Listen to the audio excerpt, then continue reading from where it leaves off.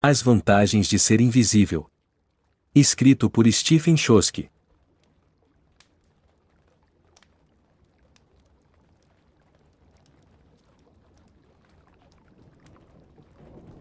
Ao mesmo tempo engraçado e atordoante, o livro reúne as cartas de Charlie, um adolescente de quem pouco se sabe a não ser pelo que ele conta ao amigo nessas correspondências, que vive entre a apatia e o entusiasmo, tateando territórios inexplorados, encurralado entre o desejo de viver a própria vida e ao mesmo tempo fugir dela.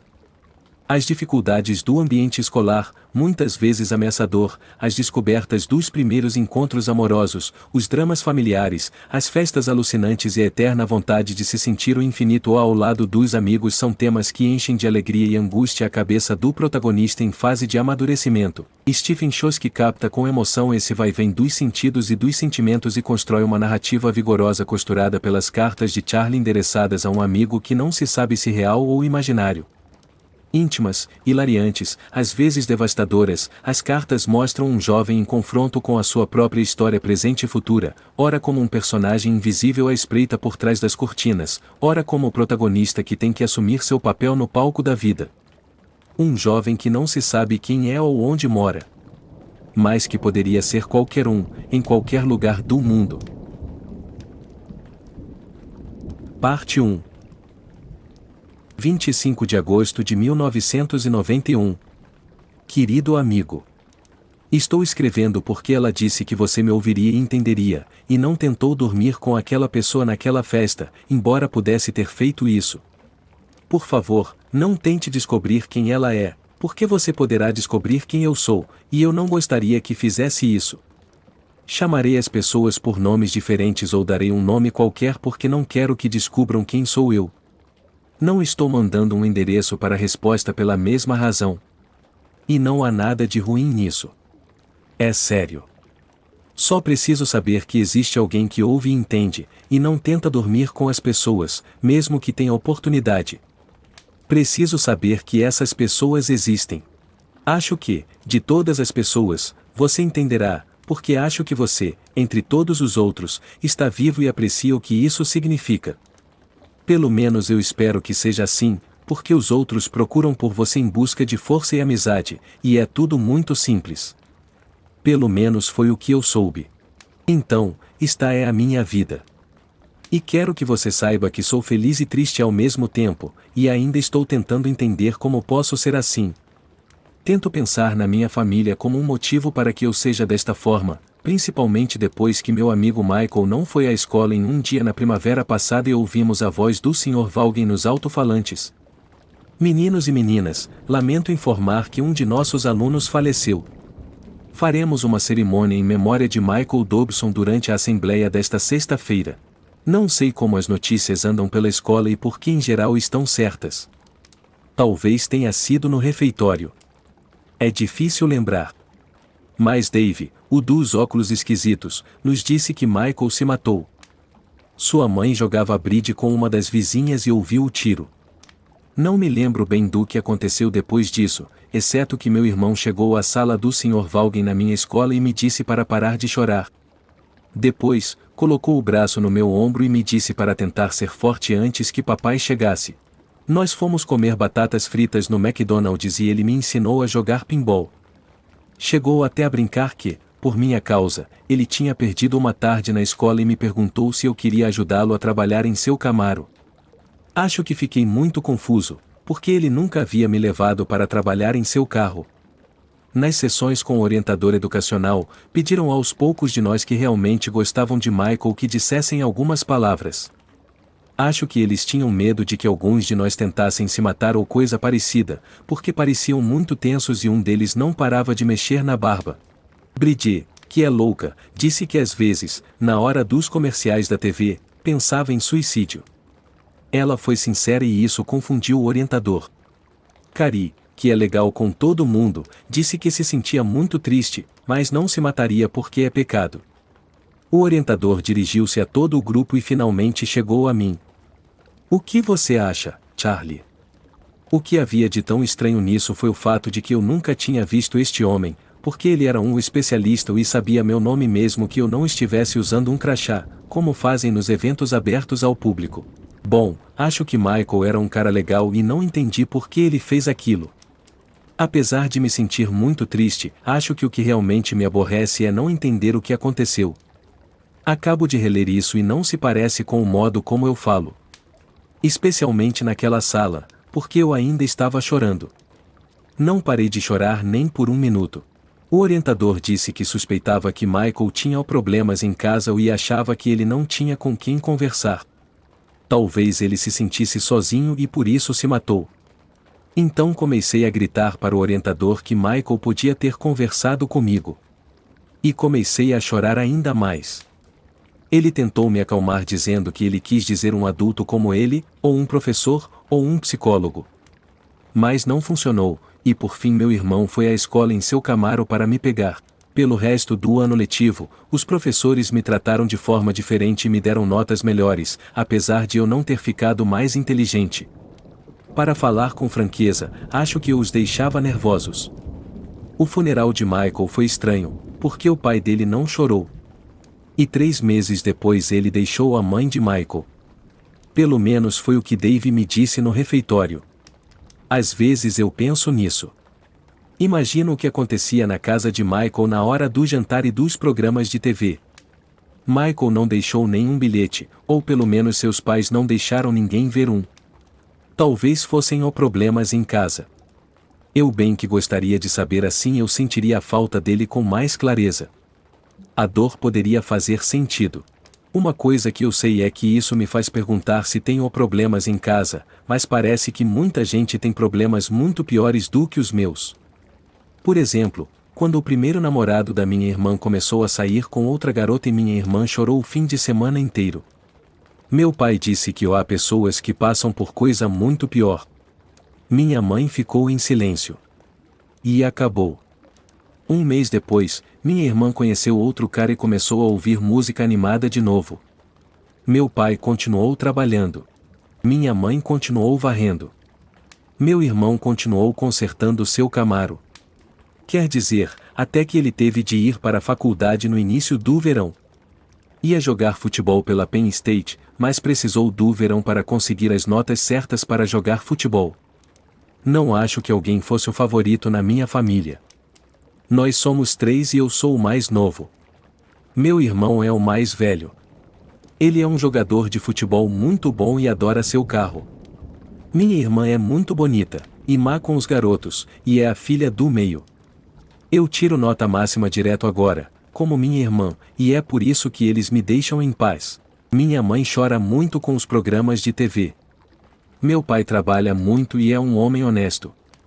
Minha tia Ellen costumava dizer que meu pai era orgulhoso demais para ter uma crise de meia-idade. Até agora não entendi o que ela quis dizer, porque ele acabou de fazer 40 e nada mudou. Minha tia Ellen era a pessoa de quem eu mais gostava no mundo. Ela era irmã da minha mãe. Só tirava quando estava na escola e costumava me dar livros para ler.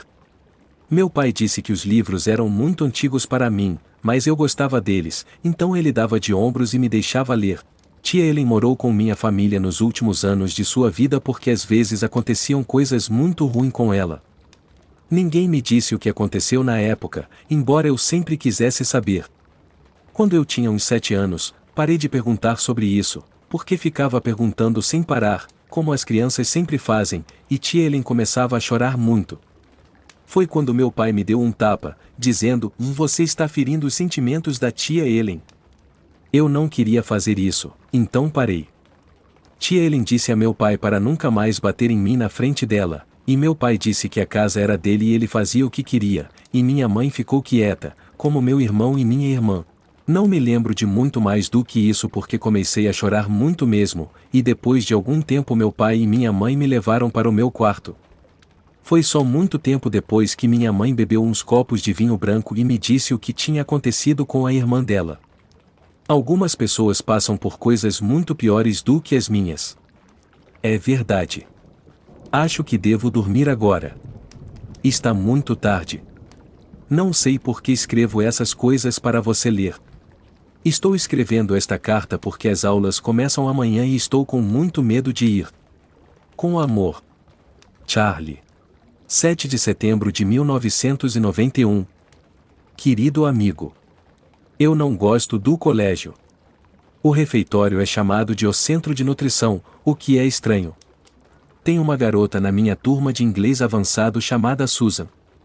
No primeiro grau, era muito divertido ter a Susan por perto. Ela gostava de cinema, e seu irmão Frank gravou para ela uma fita com aquela música ótima que ela compartilhava conosco. Mas, durante o verão, ela tirou o aparelho dos dentes, ficou um pouco mais alta e mais bonita e os peitos cresceram. Agora ela age como uma idiota nos corredores, especialmente quando os garotos estão por ali. E eu acho isso chato, porque Susan não parece feliz.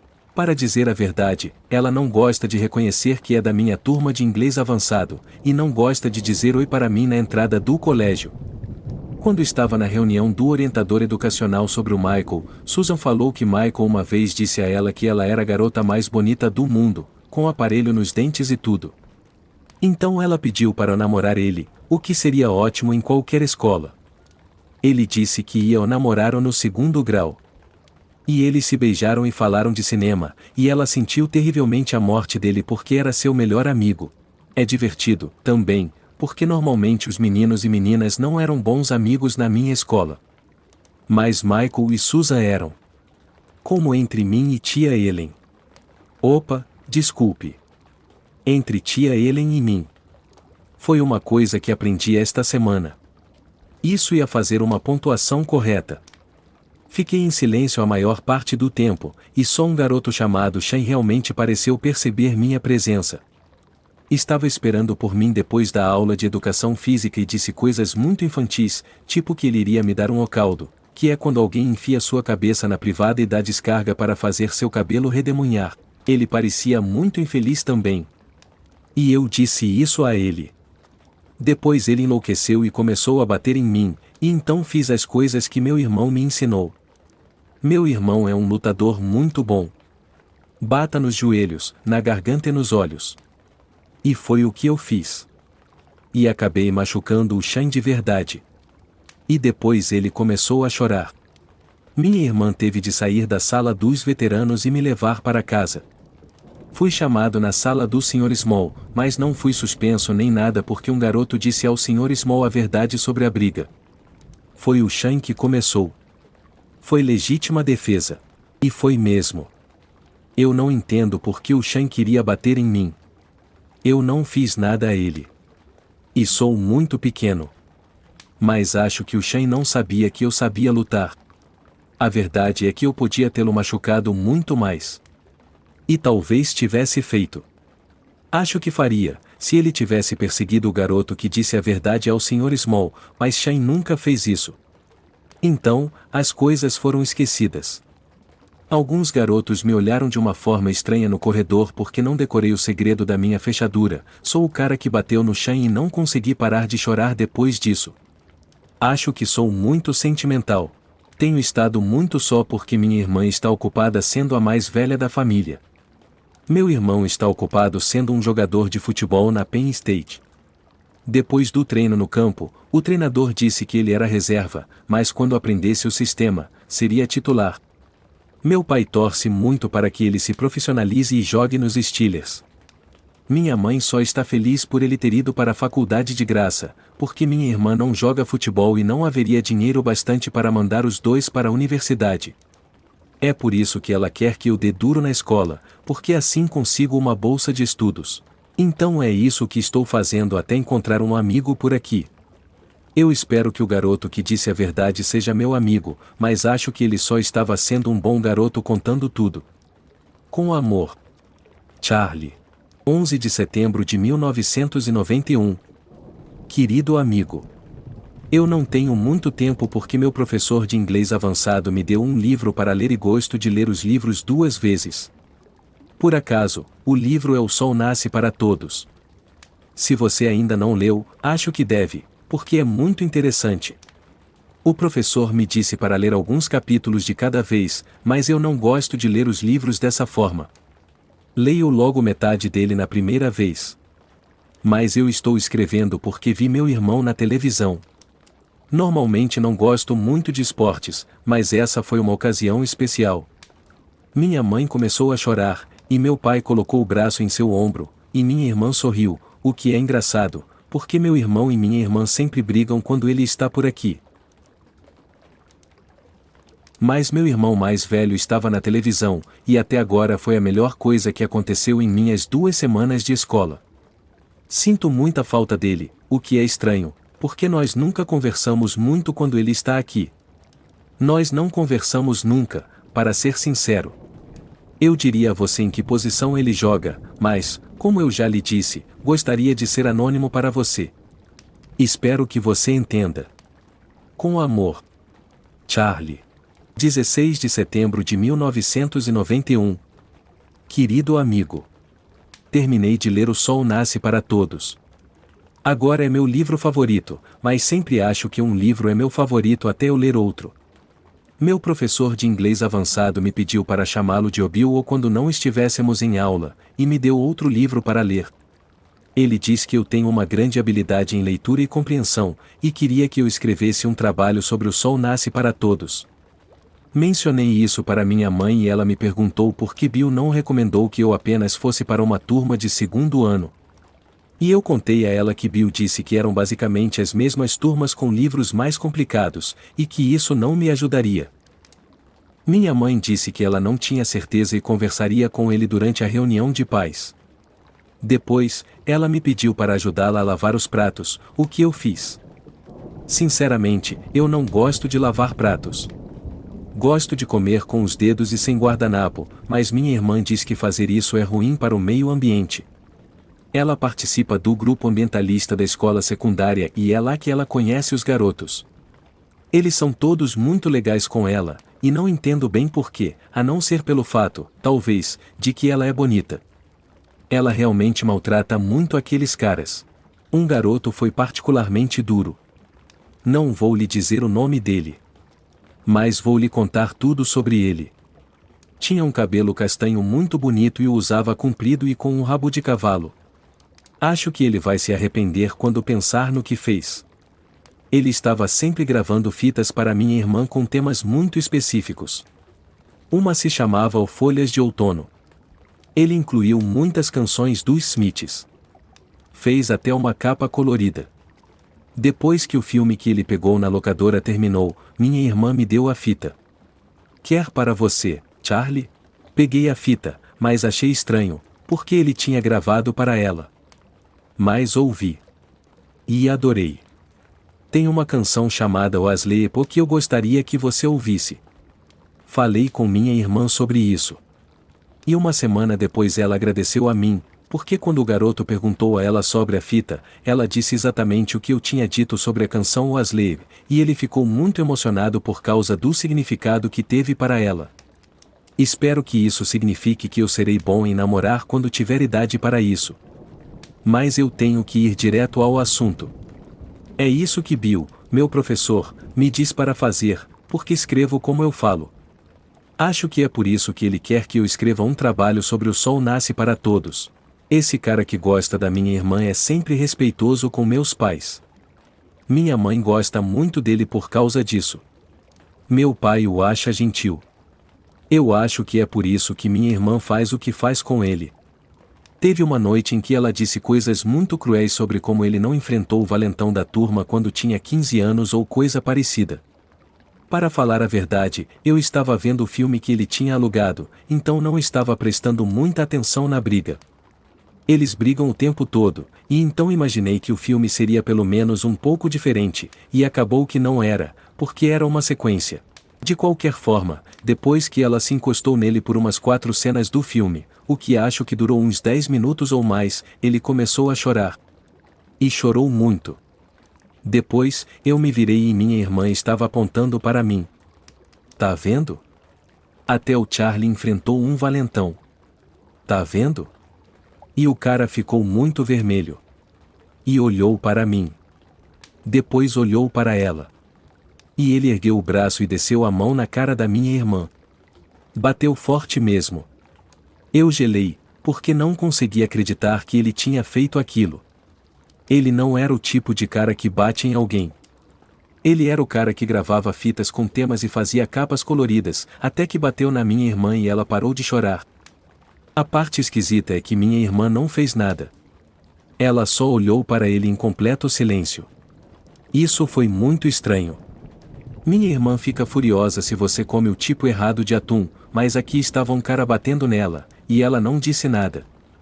Só ficou dócil e amável. E me pediu para sair, que eu fiz.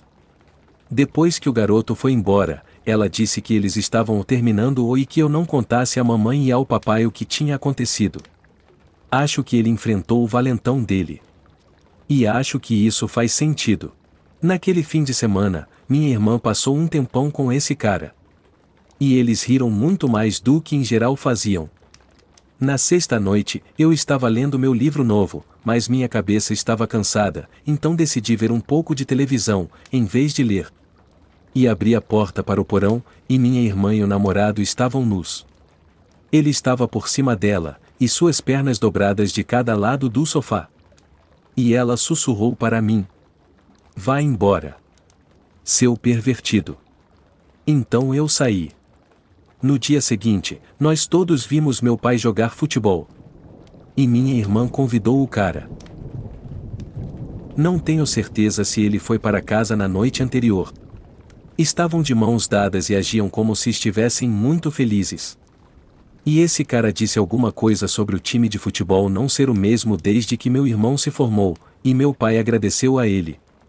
E quando o cara foi embora, meu pai disse que esse garoto estava se tornando um homem educado, que sabia se comportar. E minha mãe ficou em silêncio. E minha irmã olhou para mim para ter certeza de que eu não diria nada. E foi assim. Ele é. Foi tudo o que minha irmã conseguiu dizer. E eu podia ver esse cara na casa dele fazendo seu dever da escola e pensando na minha irmã nua. E podia ver os dois de mãos dadas nos jogos de futebol a que eles não assistiam. E podia ver esse cara vomitando no jardim em uma festa. E podia ver minha irmã se sujeitando a ele.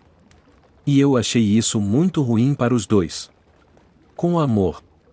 Charlie.